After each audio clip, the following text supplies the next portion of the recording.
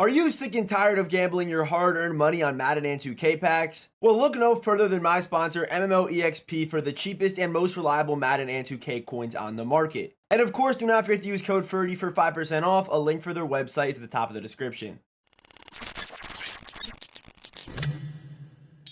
And today we are talking about the best players currently at each position here in Madden 23.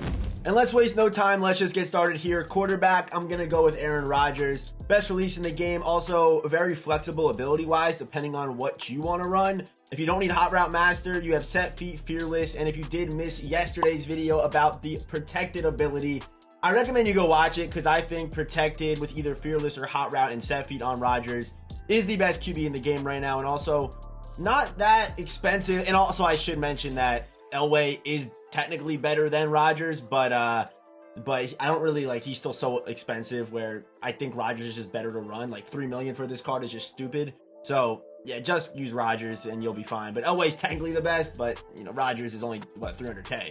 So now we have our left ends, and I am going to be mixing it up a little bit here. So we have our left end, Mario Williams, however you want to say it. There he is, 94 overall LTD with 95 power moves, 92 finesse moves. All the traits are on yes, and I should probably move this over a little bit so you guys can actually see the traits I'm talking about here. So when you are buying a pass rusher, especially one as expensive as Williams here, you are going to be looking for these traits to all be on yes, which is going to make him play a lot better and basically does unlock a lot more animation. So a left end, think definitely Williams deserves it. The LTD, very expensive. Next up, we got Bruce Smith, a legend card that came out today. Today's legend drop was really, really good. We got a 95 acceleration, 91 speed, Bruce Smith with basically the same stats. Great against the run and also all the traits on yes as well. So those are your ends. So now let's get into our receiving core. And when I do these best at each positions for receivers and also corner a little bit, but not as much, I try to build my best receiving core right now, like best possible. So I'm going to go Calvin Johnson. I think he's definitely a guy that can play on the outside. I love his abilities. I love his run blocking, his route running, 6'5". After the catch, this card is stupid good. Just all around, I think Calvin Johnson is the best wide receiver in the game right now. Number 2, I am going to go with Mike Williams. If you have not used this card, I recommend you do.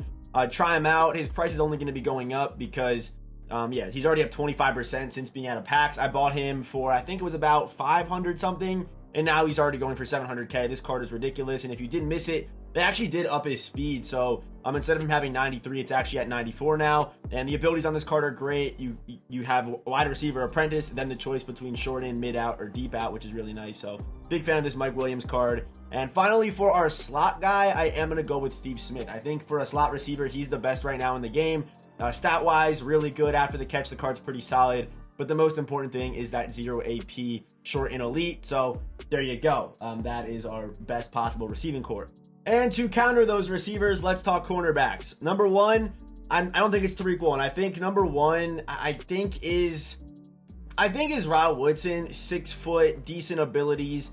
I mean, cornerbacks are tough, right? Because I think abilities are pretty important, and I really didn't know what to do here because I like a guy like Revis. I think Revis can play well in the slot.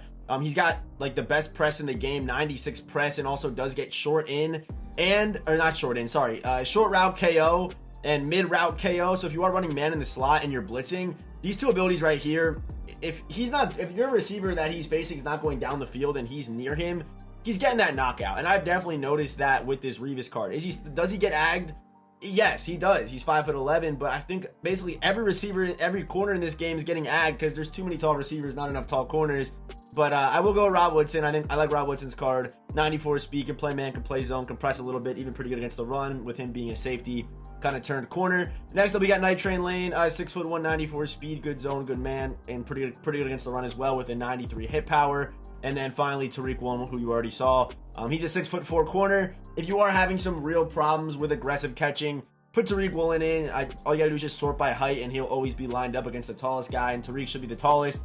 We definitely need like some out of position corner maybe, or maybe even, you know, Richard Sherman, 6'3" corner out there. Just some guys like that to help counter these super tall receivers. But yeah, those are my cornerbacks. But I really could hear a debate for any corner being top 3. Like even that, Ty Law card. There's a lot of good corners right now that all kind of play very similar. Even Dion, there's a lot of good corners that all, to me, don't really play that different from each other, in my opinion. Wait 1 second. Before we get on to our next position, I need to ask you to hit that subscribe button. I post daily Madden 23 content, from gameplays to tier lists to I rate your teams. Really just your one-stop shop for all your Madden 23 content is right here. And we are, of course, on the long, strenuous, winding road to 50,000 subscribers, and I need your guys' help in order to hit that goal. Regardless, I do appreciate you watching today's video, and I hope you do enjoy the rest of it. Okay, now let's get into our fullbacks slash tight ends here. We have Jim Taylor, best fullback in the game. This guy can be a standalone running back. I think as a running back, he's pretty solid. If we power this man up, Jim Taylor, we're going to go ahead and power up Jim. He does get 0 AP honorary lineman, which makes him like a really glitchy fullback. This is a really good ability here. Obviously, a little bit of a price tag, and obviously not everyone actually uses a fullback in this year's game. If this was Madden 20, for example, this man would be given a trophy for how well he played, to his contribution to I-form closed demons with NFL 100, Dickerson Freight Train, just over and over again, 0 AP honorary lineman. But yeah, there you go. Jim Taylor, best fullback, mainly because of that 0 AP ability. It really costs nothing, literally. And for a tight end, a lot of debate here. I'm gonna go with Donald Parham. So I know that they're short in Waller, but this man is 6'8", 240 pounds, in an ad catch meta with 1 AP tight end apprentice and 2 AP deep out. So yeah, I mean, if you are willing to invest the AP into him, he's going to be broken right now. If we get some taller corners, I mean, we're not getting a 6'8" corner. I said that last year, then they dropped, and they gave everyone golden ticket Ed too tall at the end of the year, which was just crazy. But here's the ability setup. Deep out, which is what you are going to want to run on this card. Deep out is what's going to make him, it's going to make the ball stick to his hands when it hits it. And at 6'8", it's going to happen a lot. 95 jumping too. It's going to happen a lot. And then tight end apprentice, if you have hot route master Rodgers, you don't need this. But yeah, that deep out on a 6'8" guy with 91 speed is crazy. I think Donnie is the best tight end in the game right now. Although there is debates, I've seen some pretty crazy OJ Howard clips with 92 speed. He's technically the fastest at 6'6". So there's definitely a debate there. I mean, really any of these top tight ends. Even I wouldn't put Pitts in there anymore, but definitely Waller with short in. You definitely have options here. So I think Donnie, though, that card 6'8" is crazy. Okay, let's bang out these offensive linemen. Left tackle, Joe Thomas. There you go. Left guard, Alan Faneca, whatever, however you say his name, still have no idea. Next up, we got Jason Kelsey. There you go. 0 AP abilities, by the way, on both on Alan Faneca. He has 0 AP puller, which is one of the best running abilities in the game for offensive linemen. When he's pulling, if he makes contact, that guy's not going to be the one making the tackle. It's simple as that. Does Joe Thomas get any 0 AP abilities? I still think he's the best regardless, but does he? 0 AP fool me once, 1 AP edge protector, which, yeah, that's pretty good. I mean, I'll take that all day. Kelsey, 0 AP nasty streak, and also post up and 1 AP identifier. There you go. Larry Allen, 1 AP nasty streak, 1 AP post up, 1 AP secure. And then finally, Jackie Slater with 0 AP natural talent, 0 AP fool me once. The only problem with this card is the 2 AP edge, in my opinion. If you want a 1 AP edge, you could, I think Lane doesn't even get 1 AP edge. Is the only 1 AP edge? Is Tristan Wirfs the only one? That's kind of crazy if that's true. I actually have no idea. It might be true. It might be true. If that is true, and I think it is, what you could actually do is if we go to Joe Thomas, go here, Ogden does get it 1 AP. You can move him over if you want to, but that's pretty crazy to me, honestly.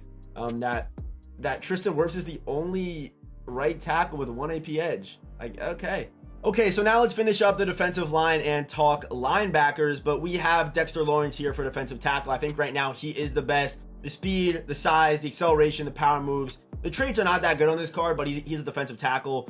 There for stopping the run, and also does get really good, abilities like this, like double or nothing. Inside stuff's nice. Double or nothing defensive rally is really nice. And speaking of defensive rally, another defensive tackle that I really like that's a little bit slept on is Seymour, because he does get this ability for 0 AP. And basically what this ability does is it adds pass rush points to all your defensive linemen on 3rd and 4th down, which in MUT is, 2 very important downs, obviously, are 3rd and 4th there. So yeah, I like Seymour a lot. He's not the best, but I think I would still go Dexter. But there's a lot of good defensive tackles right now, and in a lot of schemes, people are running 2. If you're running nickel, you probably are running 2 defensive linemen, or 2 defensive tackles, sorry. So Dexter, yeah, there's some options out there, but I think Dexter's the best defensive tackle. Moving on to our outside linebackers, I'm going to go with TJ Watt. His abilities are a little bit, they're interesting. I mean, I don't hate deflator and edge threat, which is pretty good. if you believe in edge threat still. But edge threat's there. You have 0 AP deflator, so you might as well run that. Deflator, just more, it's basically a better version of Crusher in my opinion, because you're not getting that many hit sticks. So we should start seeing a lot more 0 AP deflators.